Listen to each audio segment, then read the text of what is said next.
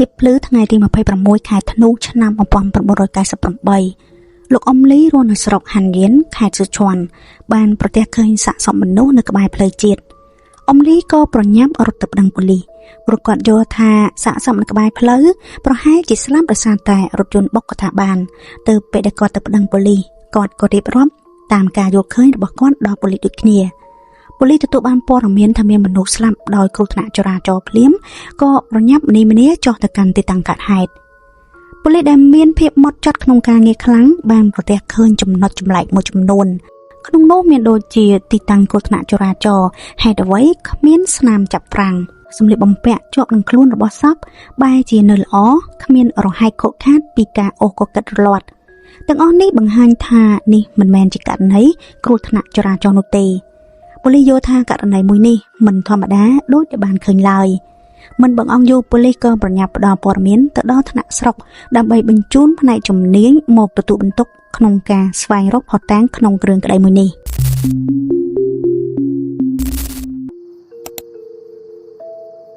ក្រោយការធ្វើកសោវិច័យលទ្ធផលបានបង្ហាញថាជនរងគ្រោះគឺជាមនុស្សប្រុសដែលមានអាយុប្រមាណ30ឆ្នាំជាងមូលហេតុនៃការស្លាប់បណ្ដាលមកពីត្រូវបានវត្ថុរឹងវាយប្រហារផ្នែកក្បាលធ្វើឲ្យលលាក្បាលរងការខូចខាតធ្ងន់ធ្ងររហូតបាត់បង់ជីវិតពេលវេលានៃការស្លាប់អាចមិនលើសពី8ម៉ោងឡើយដូចនេះពេលវេលាកើតហេតុអាចចន្លោះពីយប់ម្សិលមកដល់ទៀបភ្លឺនេះក្រោយច្បាស់ថានេះគឺជាករណីមនុស្សឃាតប៉ូលីសក៏បានបែងចែកក្រុមជា2ចុះទៅធ្វើការស្រាវជ្រាវស៊ើបអង្កេតជាបន្ទាន់ដោយក្រុមទី1ទទួលបន្ទុកចុះសាកសួរស្រាវជ្រាវជុំវិញភូមិប្រទេសសពដើម្បីស្វែងរកអត្តសញ្ញាណជនរងគ្រោះរីឯក្រុមទី2ធ្វើការត្រួតពិនិត្យស្រង់យកក៏ដូចជាស្វែងរកភស្តុតាងនិងខ្សែរយៈដែលបន្សល់នៅក្នុងទីតាំងប្រទេសសពមិនយូរប៉ុន្មានប៉ូលីសដែលទទួលបន្ទុកត្រួតពិនិត្យទីតាំងប្រទេសសពក៏ប្រទះឃើញចំណុចថ្មីមួយផ្នែកជំនាញបានធ្វើការវិភាគថាក្បែរផ្លូវដែលប្រទះឃើញសាកសពនេះមិនមែនជាទីតាំងកើតហេតុដំបូងនោះទេពីព្រោះជនរងគ្រោះគឺជាមនុស្សប្រុសដែលពេញវ័យម្នាក់ហើយត្រូវបានជន់ល្មើសវាយប្រហារដោយវត្ថុរឹងជាច្រើនដងទើបស្លាប់ប៉ុន្តែទីតាំងប្រទេសសពនោះបែរជាមិនមានស្លាកស្នាមវាយតប់គ្នាហើយក៏គ្មានដានឈាមលក្ខណៈបាញ់សាច់ពីការវាយប្រហារដូចនេះសបញ្ជាក់ថាទីតាំងប្រទេសសពគ្រាន់តែជាទីតាំងដែលជន់ល្មើសបោះចោលសាកសពប៉ុណ្ណោះក្រោយយល់ឃើញបែបនេះប៉ូលីសក៏បន្តតាមរកដានដែលបន្សល់ពីការបន្លាស់ទីសាកសពជុំវិញទីតាំងប្រទេសសពខាងលើលទ្ធផលវាដូចជាការគិតរបស់ប៉ូលីសជំនាញព្រោះប៉ូលីសបានប្រទះឃើញដានឈាមដែលស្រក់ប៉ុន្មានដំណក់រាល់ដើរបាន5ទៅ6ជំហានគឺនឹងមានម្ដុំដានឈាមនោះគឺប្រទះឃើញចាប់ពីផ្លូវជាតិរហូតដល់ក្នុងចម្ការមួយប៉ូលីសបានស្វែងរកឃើញនៅដានឈាមចុងក្រោយបំផុតនៅលើដីពំនូកដែលស្ថិតនៅខាងជ្រៅនៃចម្ការខាងលើនៅលើដីនោះមានសភាពរញ៉េរញ៉ៃស្មៅនិងកូនឈើនៅលើដីនោះបានបាក់ហើយក៏មានដីខ្លះបានរបើកឡើងលើពីនេះនៅមានដានវាយប្រតែប្រតប់គ្នានិងដានឈាមបាញ់សាច់ក្នុងទំហំដ៏ធំត្រូវបានប្រឡាក់ពេញលើស្មៅនិងស្លឹកឈើក្បែរនោះប៉ូលីសយល់ថានេះគឺជាទីតាំងកើតហេតុដំបូងហើយបន្រងចាំយូរប៉ូលីសបានធ្វើការត្រួតពិនិត្យយ៉ាងយកចិត្តទុកដាក់លើទីតាំងកើតហេតុទី1នេះប៉ូលីសក៏បានស្វែងរកឃើញដានខ្សែយ៉ាងវែងមួយដែលតម្រង់ចូលទៅក្នុងចម្ការហើយក្រោយការត្រួតពិនិត្យយ៉ាងល្អិតល្អន់ដានខ្សែចម្លែកក្នុងចម្ការនោះគឺជាដានរបស់កង់ជាធម្មតាក្នុងចម្ការគ្មាននរណាជិះកង់នោះទេទើបប៉ូលីសយល់ថាដានកង់នេះអាចជាដានដែលជនល្មើសប្រើប្រាស់ជាមធ្យោបាយដឹកជញ្ជូនសាកសពក្រោយគេប្រព្រឹត្តបទល្មើសរួចក្នុងពេលជាមួយគ្នានោះប៉ូលីសក្រុមទី1ដែលចុះសាកសួរព័ត៌មានប្រជាជននៅក្បែរទីតាំងប្រទេសសពក៏បានផ្ដល់ព័ត៌មានមកវិញថាអត្តសញ្ញាណជនរងគ្រោះត្រូវបានរកឃើញជនរងគ្រោះមានឈ្មោះថាឆាវចុងអ៊ូជាអ្នកភូមិនៅក្បែរទីតាំងប្រទេសសពគេរស់នៅជាមួយម្ដាយចាស់ប្រពន្ធនិងកូនម្នាក់ក្នុងផ្ទះទៀមមួយខ្នងឆាវចុងអ៊ូជាមនុស្សសាមញ្ញធម្មតាកម្រមានបញ្ហាជាមួយនរណារឹតតែមិនធ្លាប់ឮថាគេមានគំនុំជាមួយនរណាដូចគ្នាដូចនេះការស្លាប់ដោយគំនុំគឺមិនអាចកើតមានឡើយបូករួមទាំងគ្រួសាររបស់ឆាវចុងអ៊ូគឺមិនមែនជាគ្រួសារដែលមានអ្វីឡើយដែលអាចបញ្ជាក់បានថាមនុស្សឃាតនេះមិនមែនកើតឡើងព្រោះតែទ្រព្យដូច្នេះតើមូលហេតុអ្វីដែលបណ្ដាលឲ្យកសិករក្រីក្រមួយរូបត្រូវបានសម្លាប់បែបនេះយោងតាមការសាកសួររបស់ប៉ូលីសទៅកាន់គ្រួសារជនរងគ្រោះប៉ូលីសក៏ទទួលបានដំណឹងមួយពីម្ដាយជនរងគ្រោះថា យប់ម្សិលឆាវចុងអ៊ូបានចេញទៅធ្វើចំការរហូតមកដល់ពេលនេះមិនទាន់ឃើញមកផ្ទះនៅឡើយ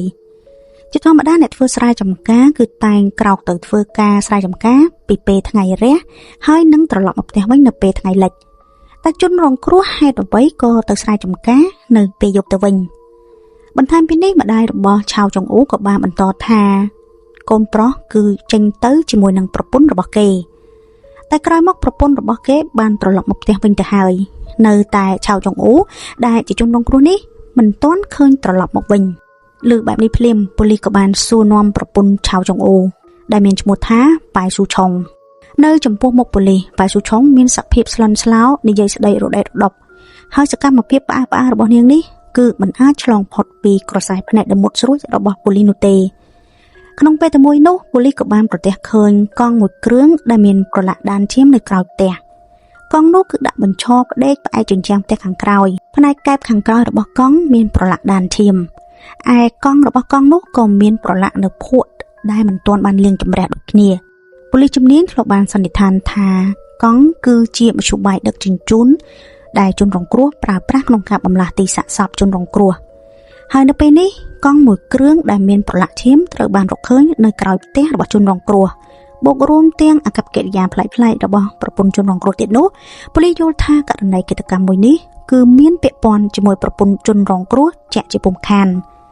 ហើយប្រសិនបើករណីនេះមិនមែនមកពីគំនុំនិងបញ្ហាទ្រព្យតើអាចទៅរួចឬទេថាវាគឺជាបញ្ហាស្នេហាត្រីកោណប៉ូលីសបានធ្វើការស៊ើបអង្កេតទៅលើសម្ព័ន្ធភាពប្តីប្រពន្ធឆាវចុងអ៊ូមិនបានប៉ុន្មានប៉ូលីសក៏ទទួលបានព័ត៌មានពីប្រជាជនក្នុងភូមិថាប៉ៃស៊ូឆុងដែលជាប្រពន្ធជនរងគ្រោះនិងអ្នករស់នៅក្បែរភូមិម្នាក់ឈ្មោះឆាវចង្អាងមានទំនាក់ទំនងមិនប្រក្រតីក្រោយលើបែបនេះប៉ូលីសក៏ចែកផ្លូវគ្នាជាពីរដោយមួយក្រុមចុះឃាត់ខ្លួនប្រពន្ធជនរងគ្រោះនិងឆែកឆេរក្នុងផ្ទះជនរងគ្រោះរីឯមួយក្រុមទៀតចូលទៅកាន់ផ្ទះឆាវចង្អាងដែលនៅឃុំក្បែរគ្នាជាមួយនឹងជនរងគ្រោះផ្ទះរបស់ឆាវចង្អាងគឺជាផ្ទះដីឥដ្ឋដំបូលប្រក់ស្បូវមើលទៅគឺដូចជាក្រីក្រជាខ្លាំង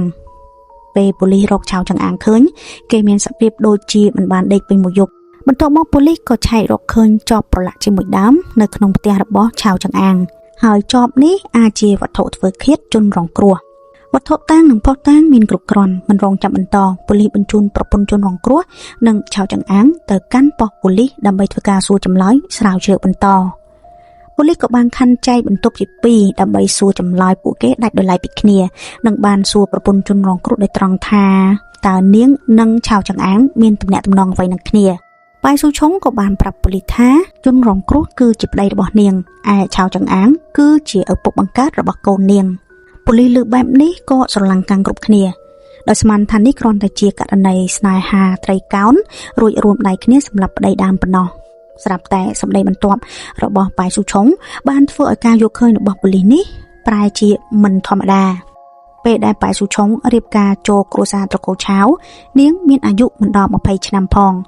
តែឆាវចុងអ៊ូគឺជាមនុស្សដែលត្រង់ឧស្សាហ៍ព្យាយាមលើការងារប្តីប្រពន្ធឆាវចុងអ៊ូទាំងពីរប្រឹងប្រែងធ្វើស្រែចម្ការរបស់ខ្លួនឯងត្បិតតែបន្ធូរធាតុដូចគេតែការរស់នៅរបស់ពួកគេគ្រប់គ្រាន់មានសុភមង្គលម្ដាយក្មេកក៏ពេញចិត្តនឹងប៉ៃស៊ូឆុងជាកូនប្រសារស្រីនេះជាខ្លាំងតែពេលវេលាអាចធ្វើឲ្យភាពផ្អែមល្ហែមនិងមនុស្សប្រែប្រួលព្រោះរៀបការជាច្រើនឆ្នាំប្តីប្រពន្ធឆាវចុងអ៊ូនៅតែគ្មានកូនអ្នកភូមិក៏ចាប់ផ្ដើមមានពាក្យអេកអូចឡើងមកពេញភូមិថាប៉ៃស៊ូឆុងគឺជាមេមាន់ដែលមិនអាចបង្កើតកូនបានជើងធូបគ្រួសារត្រកូលឆាវត្រូវដាច់ក្រោមដៃរបស់ឆាវចុងអ៊ូនិងប៉ៃស៊ូឆុងហើយម្ដាយក្មេកក៏ចាប់ផ្ដើមមិនពេញចិត្តកូនប្រសារស្រីយូរទៅប៉ៃស៊ូឆុងក៏មានអារម្មណ៍ថានាងខ្មាស់គេមិនអាចមើលមុខនរណាបានក្នុងភូមិនេះឡើយឯប្តីរបស់នាងគឺឆាវចុងអ៊ូត្បិតតែមិននិយាយស្ដីមិនបានបន្ទោសតែរាល់ពេលដែលគេឃើញកូនអ្នកដទៃទឹកមុខរបស់គេនឹងប្រែជាញញឹមរីករាយដោយក្តីច្រណែនជប់ក្នុងឆ្នាំ1992ជនរងគ្រោះបានប្រាប់ប្រពន្ធឲ្យទៅពិនិត្យសុខភាពប៉ុន្តែប្រពន្ធមិនព្រមពិនិត្យម្នាក់ឯងនោះទេនាងទាមទារឲ្យឆាវចុងអ៊ូត្រូវតែពិនិត្យដូចគ្នាព្រោះឆាវចុងអ៊ូយល់ថាប្រសិនបើអ្នកភូមិដឹងថាគេទៅពិនិត្យនោះច្បាស់ជាខ្មាស់គេគ្មានមុខជួបនរណាឡើយប៉ៃស៊ូឆុងក្រោយដឹងតែប្តីស្រឡាញ់មុខមាត់ពេកនាងក៏សួរទៅប្តីវិញថាប្តីចង់បានកូនឬចង់បានមុខមាត់ពាក្យសម្ដីប្រមាណម៉ាត់នោះធ្វើឲ្យឆាវចុងអ៊ូមានអារម្មណ៍ថាឈឺចាប់ជាខ្លាំង ពាក្យសម្ដីប៉ុន្មានម៉ាត់នោះក៏បានធ្វើឲ្យឆាវចុងអ៊ូញាក់ស្មារតីហើយឆ្លងកាត់ការពិចារណាអស់មួយសន្ទុះធំឆាវចុងអ៊ូចុងក្រោយក៏សម្រេចចិត្តទៅពិនិត្យសុខភាពជាមួយនឹងប្រពន្ធស្អែកថ្ងៃទី2ប្តីប្រពន្ធទាំងពីរក៏បានបណ្ដាគ្នាចូលទៅក្នុងទីរួមស្រុកដើម្បីធ្វើការពិនិត្យសុខភាពក្រោយពិនិត្យសុខភាពពីក្បាលដល់ចុងជើងលទ្ធផលក៏បានបញ្ជាក់ថាប៉ែស៊ូឆុងមិនមានបញ្ហាអ្វីនោះទេតែផ្ទុយទៅវិញឆាវចុងអ៊ូគឺជាមនុស្សដែលមិនអាចមានកូនបានក្រោយទទួលបានលទ្ធផលពិនិត្យសុខភាពរួចឆាវចុងអ៊ូនិងប្រពន្ធក៏ត្រឡប់មកផ្ទះវិញដោយមិននិយាយអ្វីមួយម៉ាត់ទៅដល់ផ្ទះក៏មិនបាយមិនទឹកអង្គុយផ្លឹកក្នុងផ្ទះជក់បារីយ៉ាងស្ងៀមស្ងាត់រហូតដល់យប់ជ្រៅទើបគេហាមាត់និយាយទៅកាន់ប្រពន្ធហើយពាក្យសម្ដីប៉ុន្មានម៉ាត់នោះបានធ្វើឲ្យផ្លូវចិត្តរបស់ប៉ែស៊ូឆុងរំជើបរំជួលជាខ្លាំងឆាវចុងអ៊ូបានប្រាប់ប្រពន្ធថាត្រកូលឆាវរបស់គេមិនអាចដាច់ត្រឹមនេះដោយសារគេឡើយពួកគេត្រូវតែទៅរកបុរសណាម្នាក់ឲ្យមកជួយបន្តវេនដំបូងឡើយប៉ែស៊ូឆុងមិនយល់ព្រមនោះទេតែឆ្លងកាត់ពេលវេលាកាន់តែយូរទៅបូករួមទាំងពាក្យសម្ដីរបស់អ្នកឃុំនិងអាកប្បកិរិយាម្ដាយក្មេកទៀតនោះគ្រប់យ៉ាងក៏បានចាប់ផ្ដើមធ្វើឲ្យគំនិតរបស់នាងមានភាពរង្គោះរង្គើអាជនរងគ្រោះក៏តែងតែរអ៊ូដាក់ត្រចៀកនាងមិនឈប់ថាឲ្យតែធ្វើវាស្ងាត់អាកំបាំងគ្មាននរណាដឹងថាកូននោះគឺជាកូនបង្កើតរបស់គេឬមិនមែននោះទេសម្ដីប៉ុន្មានម៉ាត់នេះធ្វើឲ្យក្តីព្រួយបារម្ភចុងក្រោយរបស់ប៉ែស៊ូឆុងរលាយបាត់អស់ជាការពិតណាស់ប៉ែស៊ូឆុងខ្លួនឯងក៏ចង់បានកូនម្នាក់ដែលជាកូនបង្កើតដូចគ្នាទើបប្តីប្រពន្ធទាំងពីរចាប់ផ្ដើមពិភាក្សាគ្នារៀបគម្រោងការរកបុរសណាម្នាក់មកជួយបង្កើតកូនតែនៅពេលដែលពិភាក្សាដល់បុរសដែលត្រូវពឹងពាក់នោះពួកគេទាំងពីរក៏កើតមានការខ្វែងគំនិតគ្នាឆាវចុងអ៊ូបានជ្រើសរើសមនុស្សក្នុងចិត្តរបស់គេរួចទៅហើយនោះគឺអ្នកភូមិជាមួយគ្នាម្នាក់ដែលមានត្រកូលចាងតែប៉ែស៊ូឆុងយល់ថាត្រកូលចាងនេះលេលើមិនសូវគ្រប់នាងខ្លាចកូនកើតមកមិនឆ្លាតទៅបដិសេធមនុស្សដែលប្តីពេញចិត្តនេះប៉ែស៊ូឆុងបានប្រាប់ប្តីថានាងសម្លឹងឃើញមនុស្សម្នាក់នោះគឺឆាវចង្អាងដែលរស់នៅភូមិក្បែរខាងគេគឺគ្រាន់បើក្រៅពីរូបសម្បត្តិមេធំខ្ពស់សង្ហាហើយនោះខួរក្បាលក៏ឆ្លាតវៃដូចនេះកូនដែលកើតមកនឹងស្អាតឆ្លាតជាក់ជាពំខានឆាវចង្អ៊ូជ្រួញចិញ្ចើមព្រោះឆាវចង្អាងនេះបើនិយាយពីរូបសម្បត្តិគឺពិតជាខ្ពស់ស្អាតសង្ហាខួរក្បាលឆ្លាតវៃតែគេមានចំណុចមិនល្អជាច្រើនដូចជាធ្លាប់លែងលះប្រពន្ធនិងមានកូនក្នុងបន្ទុក2នាក់សំខាន់នោះគឺឆាវចង្អាងជាមនុស្សមិនប្រឹងប្រែងមួយថ្ងៃគិតតែដើរលេងអត់ប្រយោជន៍ញ៉ែស្រីមិនរើសមុខ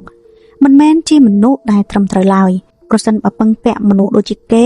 វាហាក់ដូចជានាំចចកចូលផ្ទះនោះមិនកាន់តែវីវ៉ឆាវចង្អ៊ូក៏បានលើកយកក្តីបារម្ភរបស់ខ្លួនប្រាប់ទៅដល់ប្រពន្ធតែប៉ែស៊ូឆុងនៅតែដាច់ខាតថាបើក្រៅពីឆាវចង្អាងនាងមិនយល់ព្រមជាមួយអ្នកណាទាំងអស់នឹងប្រាប់ទៅប្តីវិញថាដល់ពេលនោះឲ្យតែពួកយើងនិយាយជាមួយនឹងឆាវចង្អាងឲ្យច្បាស់ថាពេលណាមានទម្ងន់កូនប្រុសរួចគឺឈប់មានទំនាក់ទំនងនឹងគ្នាទៀតនឹងឲ្យគេរក្សាការសម្ងាត់ទៅគឺបានហើយឃើញថាប្រពន្ធបានសម្រេចចិត្តយ៉ាងបែបនេះទៅហើយបូករួមទាំងឆាវចង្អ៊ូខ្លួនឯងក៏ប្រញាប់ចង់បានកូនបន្តវេនវងត្រកូលដែរនោះចុងក្រោយក៏ងក់ក្បាលយល់ព្រមស្អែកថ្ងៃបន្ទាប់ឆាវចង្អ៊ូក៏បានអញ្ជើញឆាវចង្អាងមកផ្ទះរបស់គេ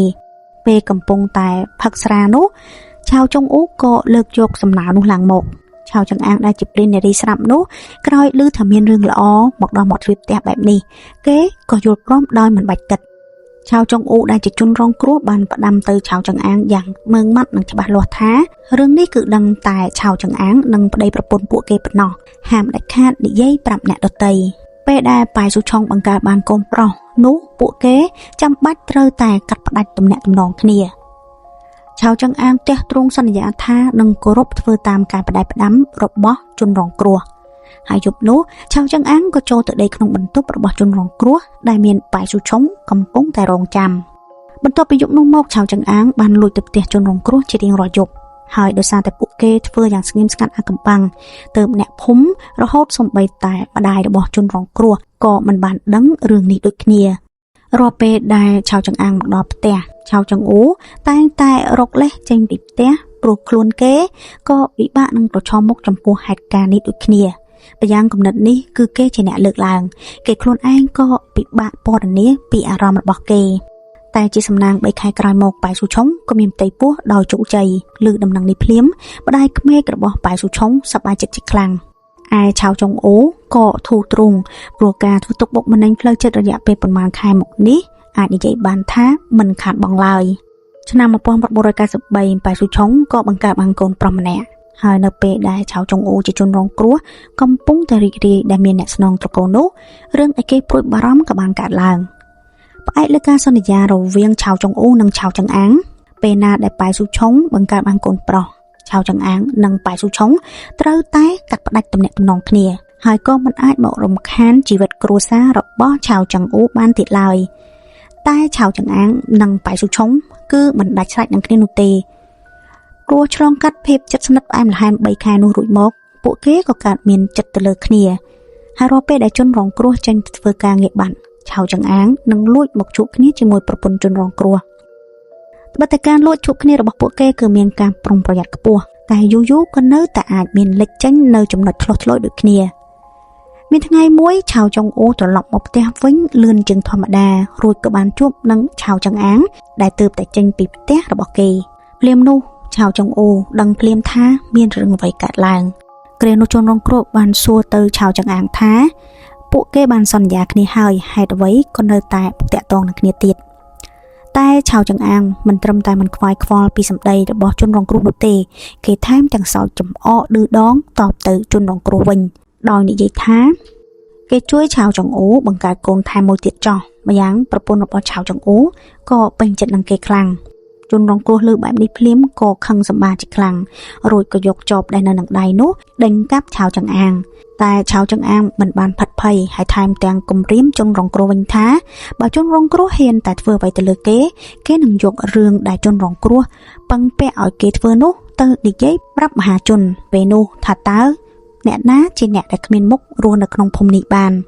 ជនរងគ្រោះក្រោយត្រូវឆៅចង្អាងគំរាមរួចព្រោះតែខ្លាចរឿងរ៉ាវដ៏អសោចនោះបែកការគេក៏លែងហ៊ានរារាំងប្រពន្ធនិងឆៅចង្អាងជួបគ្នាដូចនេះទើបសម្ព័ន្ធភាពមិនប្រក្រតីរវាងប៉ែស៊ូឆុងនិងឆៅចង្អាងក៏បន្តរហូតដល់ទៅ6ឆ្នាំរយៈពេល6ឆ្នាំមកនេះឆៅចង្អាងព្រោះតែមានចំណុចខ្សោយរបស់ជនរងគ្រោះក្នុងដៃទើបគេកាន់តែហ៊ានក៏កាន់តែមិនខ្វល់ពីអារម្មណ៍នរណាទាំងអស់ដោយចាប់តាំងពីលួចមកជួបនៅពេលយប់រហូតមកហ៊ានជួបនៅពេលថ្ងៃលួចមកជួបនៅពេលដែលជនរងគ្រោះមិននៅរហូតមកជួបទាំងដែលជនរងគ្រោះនៅផ្ទះក៏មានហើយទង្វើដ៏ប្រហើនរបស់ឆៅចង្អាងក៏បានធ្វើឲ្យអ្នកភូមិយូរទៅដឹងរឿងរបស់ពួកគេលួចសាហាយស្មន់គ្នាព្រមទាំងពាក្យសម្ដីតែស្គរជាច្រើនដូចជាជនរងគ្រោះមិនសមជាប្រុសប្រពន្ធក្បត់នៅនឹងមុខទៅហើយក៏គេនៅតែអាចទ្រាំបានហើយកូននោះប្រហែលជាមិនមែនកូនរបស់គេលាក់នឹងលាក់ពាក្យសម្ដីក្រោយខ្នងទាំងនោះធ្វើឲ្យជនរងគ្រោះរស់នៅក្នុងភូមិនោះដោយងើបបុកលែងរួចរួមទាំងសម្ព័ន្ធភាពរវាងប្រពន្ធនិងឆៅចង្អាងកាន់តែជិតស្និទ្ធរីឯសម្ព័ន្ធភាពរវាងប្តីប្រពន្ធជនរងគ្រោះប្រែទៅជាសាបនិងកាន់តែឃ្លាតឆ្ងាយពីគ្នាថ្ងៃមួយក្នុងឆ្នាំ1998ជនរងគ្រោះលុតជង្គង់សូមឲ្យប្រពន្ធបដូរចិត្តឈប់មានទំនាក់ទំនងជាមួយនឹងឆៅចង្អាងតែប៉ែស៊ូឆុងបែរជាមិនពេញចិត្តព្រមទាំងតបទៅប្តីវិញថាគឺប្តីជាអ្នកចេញគំនិតនេះឥឡូវហាមឃាត់ឆៅចង្អាងមិនបានបែរជាមកបន្ទោសនាងទៅវិញបានប្រយោជន៍អ្វីរសៀលថ្ងៃដដែលនោះជនរងគ្រោះត្រូវប្រពន្ធថាឲ្យបែបនេះរួចក៏ឈឺចិត្តទៅផឹកស្រាហើយក្រោយស្រវឹងជនរងគ្រោះក៏កាន់ពូថៅកាប់អស់ដើរតម្រង់ទៅផ្ទះឆៅចង្អាងនិងគំរាមឆៅចង្អាងថាថ្ងៃក្រោយបើហ៊ានតែមកតាក់ទងប្រពន្ធគេទៀតគេនឹងសម្លាប់ឆៅចង្អាងបន្ទាប់មកនឹងរត់ទៅសម្លាប់ខ្លួនតាមក្រោយឃើញជនរងគ្រោះសុកក៏ប្រែទៅជាក្លាហានបែបនេះឆៅចង្អាងក៏ផិតភ័យរួចលាក់ខ្លួនមិនហ៊ានចេញពីផ្ទះប្រឈមជាមួយនឹងជនរងគ្រោះនោះទេឯអ្នកភូមិបានឮសំឡេងជនរងគ្រោះស្រែកជេរគំរាមឆៅចង្អាងពេញភូមិតែម្ដងឆៅចង្អាងក៏ចាប់ផ្ដើមទទួលអារម្មណ៍ខ្លាចផងនិងខឹងផងគេខ្លាចនោះគឺខ្លាចជនរងគ្រោះពិតជាលែងខ្វល់អ្វីរួចសុកចិត្តបដូរស្លាប់ជាមួយនឹងគេឯខឹងនោះគឺខឹងដែលជនរងគ្រោះធ្វើឲ្យគេខ្មាស់គេពេញភូមិក្រោយត្រូវជនរងគ្រោះគំរាមរួចឆៅចង្អាងពិតជាបានបញ្ឈប់សកម្មភាពមួយរយៈតែមនុស្សព្រាននារីដូចជាឆៅចង្អាងធ្វើយ៉ាងណាអាចទ្រាំនូវភាពអុកសុកបានទើបមិនយូរប៉ុន្មានគេក៏បានទៅរកប៉ែស៊ូឆុងជាថ្មីហើយដើម្បីការពារខ្លួនខ្លាចជនរងគ្រោះសម្រាប់គេមុននិងដើម្បីពួកគេអាចនៅជាមួយគេបន្តឆៅចង្អាងក៏លើកគម្រោងមួយឡើងមកនោះគឺសម្រាប់ជនរងគ្រោះចោលតែម្ដងក្រោយរៀបគម្រោងរួចប៉ុន្មានថ្ងៃមុនកើតហេតុប៉ែស៊ូឆុងបានប្រែអាកប្បកិរិយាចំពោះជនរងគ្រោះដែលជាប្តីពីសក់អង្គើយទៅជាទន់ភ្លន់រាក់ទាក់ ชาวจงอูสมันทาประปุนประโดจัดปีชาวจังอางให้ก็สบายจัดจิตคลังหายในยุคทั้งไงที่มาไปปรำขายธนูชนะมาปอมปันบุรอยกายสับปรำใบได้จะยุบการหายกลอยใบยุบรวดใบสุช่องบ้านบบุบได้แต่ดาเลงพร้อมแต่งสอบเตมือจำกาพองเติบจนร้องกรุสบายจัดรวดกดชาวหยุดปรมได้ประปุนชาวจังอูดาวโจตัวดอขนงจำกาอย่างเจริญเพลียมนูก็สลับแต่เมียนสมาวขมายมุ้ยถูกแจงไปขนมไกรหมกรุ่ยยกจอบเวียประหากบาจนรองกรุปิกเล้าอย่างคลั่งเพลียมนูจนรองกรุก็ดูเตอได้แต่มันตอนสลับเกิดแบบนี้ชาวจังอ้างก็บานโจเตอบันไทมระหดดอจนรองกรุแรงกำราหายในขนมเปสเฟอร์สกามาเพียบเวียประหานูไปสู่ชงช่อเนื้อมาข้างมือหายกานุปีดามดอจอบกล่าวจนรองกรุสลับบันไปสู่ชงนังชาวจังอ้างบานปราปรากองได้ปุเกบานเตรียมตกจิตใส่นุดักสะซอบระบอชาวจังโอแจงปีจำกาเตอบอเจ้าหนึ่งกบายหมดเลยจิตดับใบบังการจิกรุธนะจราจ้อบรรลอมแผนกบุรีเฟอร์กรุบยางรุ่ยรัวปุเกตังปีก็ตลอดเติบเตะเรียงคลุนไงบรรทบสะสอบระบอชาวจังโอก็เตอบานประเทศเคินหายฉลองกัดการสืบอังเกตชาวจีนมาดามมาไผ่ปูนเมาจนละเมอก็เตอบานสไปรอกเคินขนมเปได้จบคมคลุนเนซาปรเมนทลบบานโจเตอสัมเพียไปสู่ช่องนังชาวจังอางเนซาปรเมนบานสัวเตอไปสู่ช่องทาทลบกัดจังแรงเละจมวยนังจนรองกรัวรุ่ยเตอกอซางกรุซาจมวยนังชาวจังอางหรือเตแต่ไปสู่ช่องใบจะชลอยตอบทาเนียงมันได้กัดลอยหายก็มันได้จองบัดบ้องกรุซาบอเนียงนุเตมาย้างมโนสัญเจตนาเราเวียงเนียงนังชาวจังอางดิคือมันล้อดอลมโนสัญเจตนาเราเวียงเนียงนังปะไดนุเตเนซาปรเมนกับบานสูตรเตอชาวจังอางทาตาทลบกระจองดังไปสู่ช่องเฟอร์เจประปนรุเตชาวจังอางก็ตอบมาวันทาปีดาวมอกเกมันได้กัดหายก็มันทลบกัด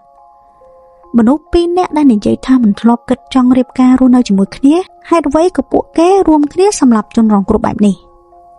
การปัดคือเมียนแต่พวกแกต่างปีปนเนาะได้จะบ้านในขนมจัด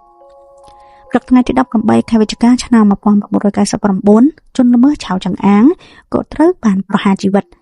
รีไอไปสู่ช่องเตะกัดโต๊ะประหารชีวิตแต่ชั่วโต๊ะขนมกุกปีชนำกลายหมกโดยสารแต่เนียงบานกายปลายล้อเติบตัวบานกากัดบรรทอยโตหายเนียงกับบานจะแจงปีกุกขนมชน้ำปีปอนอับรำช่วยจุดสัญญาณ subscribe กดจีสัญญาณกันดังนำใบตัวบานปอนเมียนวิดีโอทำไมซ้ำเอาก่อนซ้ำจำเรีย